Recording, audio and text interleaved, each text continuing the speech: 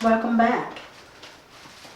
So today I'm going to talk about blended families. Blended families are really, really hard because I know I've done it 3 different times. So blended families is one of the toughest things when it comes to having families and maneuvering and getting a family on board.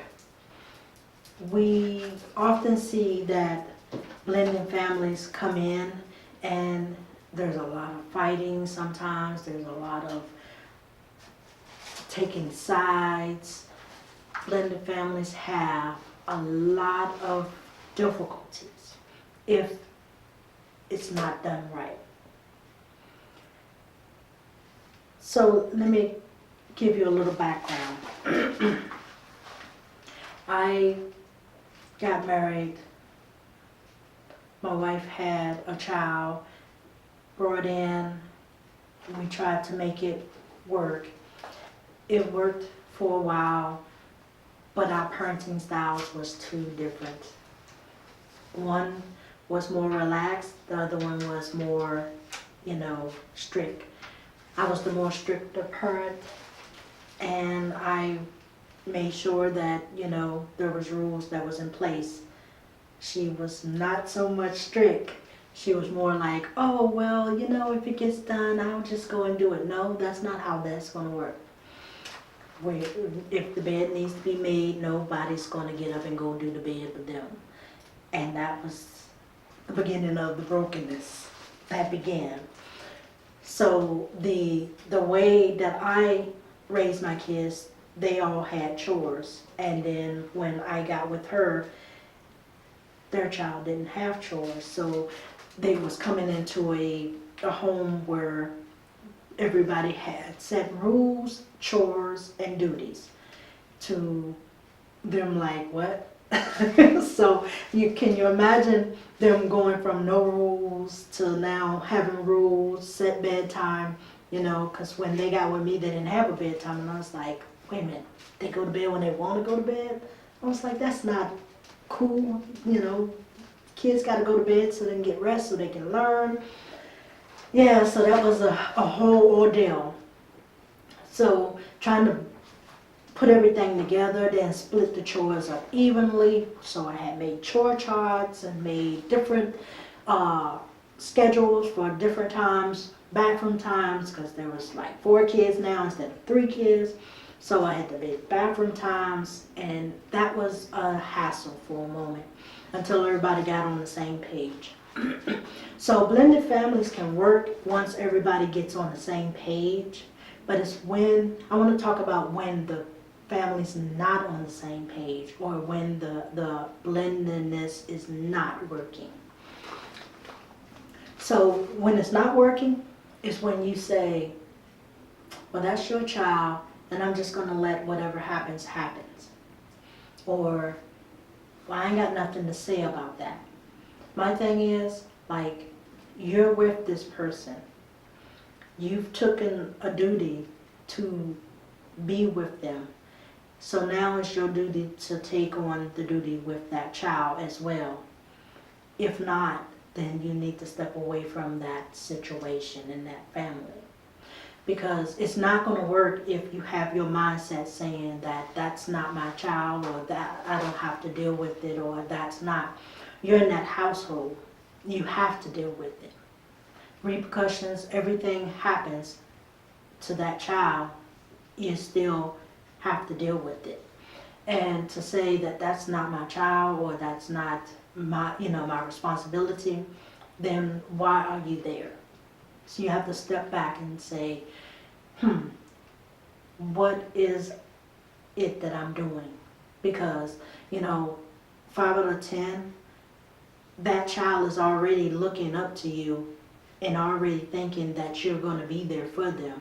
And if you have a mindset to say that I'm not going to be there for them, what is the message that you're sending to that child? You have to sit back and think about, what if that was your child? How would you feel if someone was doing that to your child? I always tell this to my kids. What ifs? You know, there is a lot of what ifs out there. You have to play that with every scenario and everything that you do, because what if this happened? What if this don't happen? What if I do this? Or what if I don't do this? How would someone feel? Or how would this affect me? The what if is always there. It's always a scenario. So when it comes to someone else's child, especially when you're dating them and you're saying you're going to be in this long relationship with them, what if? What if this was your child? How would you feel? What if this was happening to your child? These are the things that you need to take into account of. You know, that's what I had to do when I first got into my first relationship. Like, what if this was my child? How would he feel coming in to set rules? So I had to step back and like really look at the situation on both ends, not just my end, but his end, her end, and my, you know, the whole situation. And after that whole situation was thought out through, then it was working smoothly. I also not only took a big chunk of time away from the chores, but I made sure that everything ran smoothly too.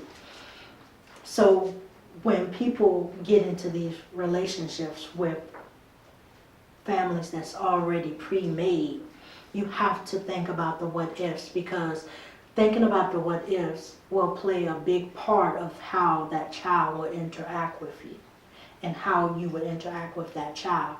You know, there is a scenario that with my second marriage, trying to blend families, you know, the child was actually an adult, and, you know, blending adult family child is kind of hard because they are already grown, but, you know, they're still in your home. So you have to figure out how to get all of that together also, you know.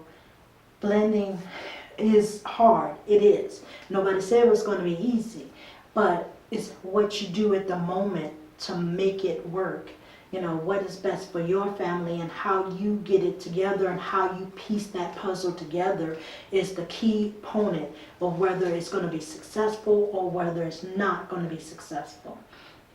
But here's the key. The key is to think like the what if. You have to really think what if.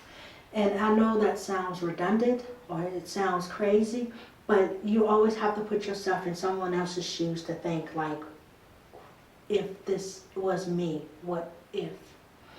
You know, blended families can work. It takes work. It takes effort. It takes communication. It takes patience. It takes time. And, you know, nobody said that, you know, two people is going to come into a relationship and they're going to like each other totally, because thinking that way is not going to work either, because there's always going to be someone who doesn't like someone. But as long as you have respect, trust, and communication, it can work, you know.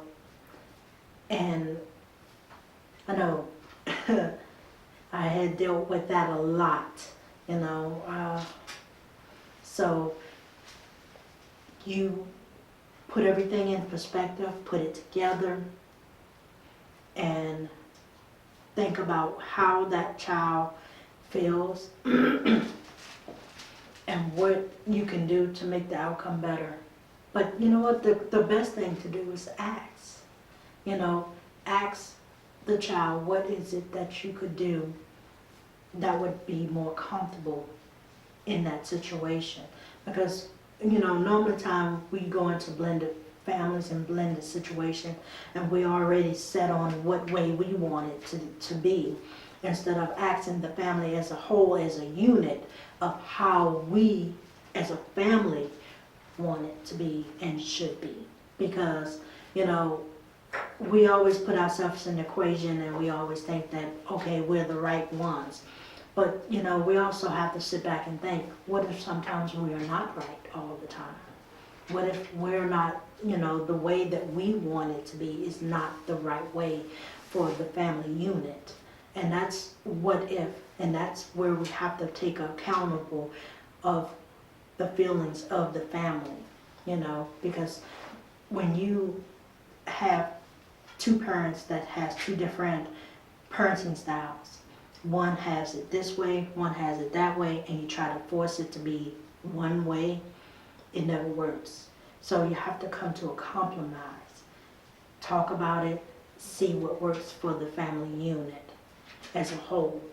And 5 out of 10, you'll see that it'll meet in the middle once you figure out how to etch everything in, because by forcing it, it'll never work. Try to think that your way is the right way, that'll never work either, you know? So you have to come to the middle and see how it all fits together like a puzzle.